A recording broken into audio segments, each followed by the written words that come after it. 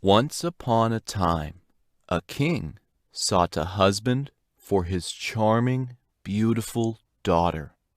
Many young men wanted to marry her, and whoever did would inherit the kingdom.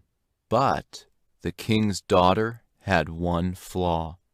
She refused to speak. One day, the king announced he would give his daughter's hand in marriage to anyone who enticed her to speak. If anyone tried and failed, he must remain to serve as the princess's servant. In another kingdom, there lived a king with 3 sons. Naturally, he wished that one of his sons would marry the princess. He gave his eldest son a fine ship that he filled with many gifts, and as he waved farewell, he said, "The moment she sees you, she'll speak." The eldest prince was confident the princess would love him. After all, he was immensely handsome, tall, and strong, and brave. He sailed to shore and appeared before the princess, where he bowed. She said not a word, and so he offered her silks and satins, jewels and brocades, sweets and beads.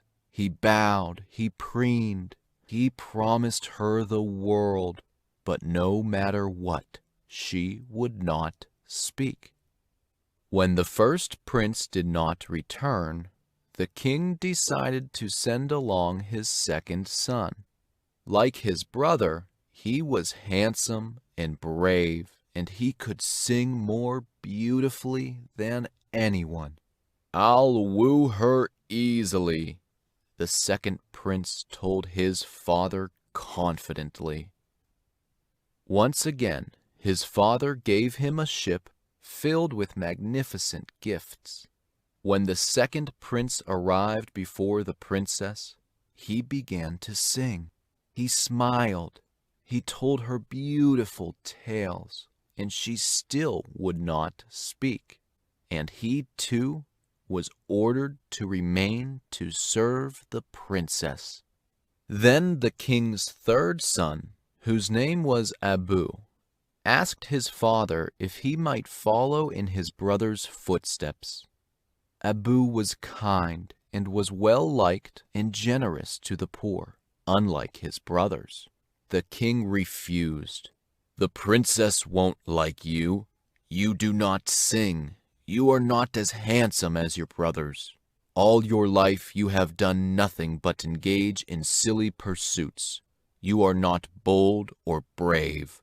A princess will never love you." Abu begged the king's advisors to change his father's mind. The advisors said to the king, "Give him a chance. If he never returns, so much the better. You will no longer have to watch him waste his life." And so the king agreed to send Abu to see the princess. But this time he gave only a small sack of money and a tiny boat. When Abu presented himself before the princess, her father was not impressed. This young man had no money, no gifts, no impressive talents to show. "You realize," said the king, "you must make my daughter speak within the day, or you will lose even your freedom." "I understand," Abu said, but he requested to go to the majlis, the meeting room. There he greeted everyone in his warm, friendly way, and instead of speaking only to the princess, he spoke to everyone.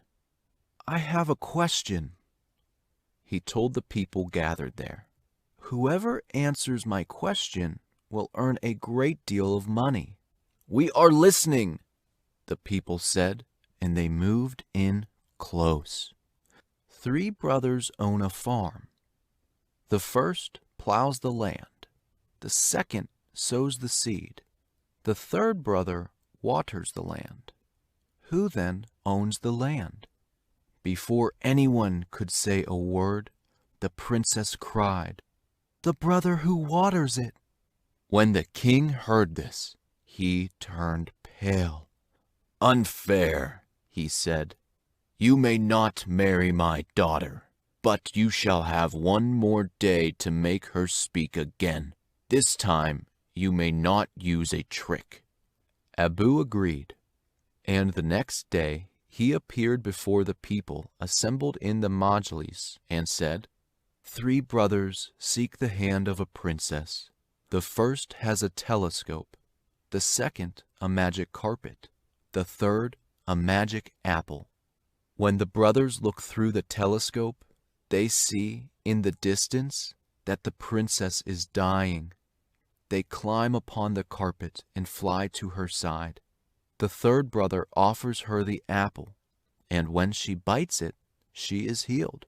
Who saved her life?" The princess cried, "It is the brother who gave her the apple."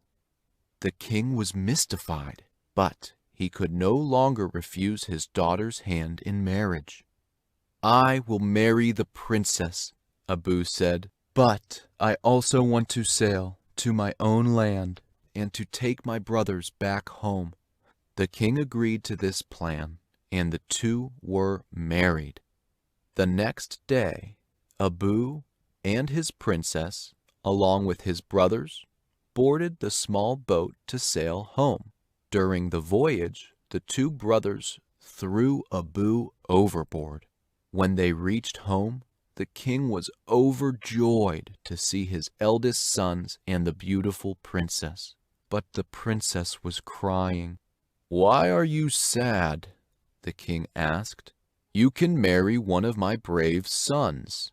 She shook her head. "I loved your youngest son," she wept. "I loved Abu." Meanwhile, the dolphins rescued Abu and carried him upon their backs to the shore. And when the people of Abu's land saw him, they cheered, "Kind Abu has returned." When the princess heard the people calling out her husband's name, she ran down to the sea. When she saw Abu, she hugged him tightly. "I love you, my husband," she said. Abu's father and brothers finally understood that they could do nothing to undo true love, and Abu and the princess who chose him lived happily ever after.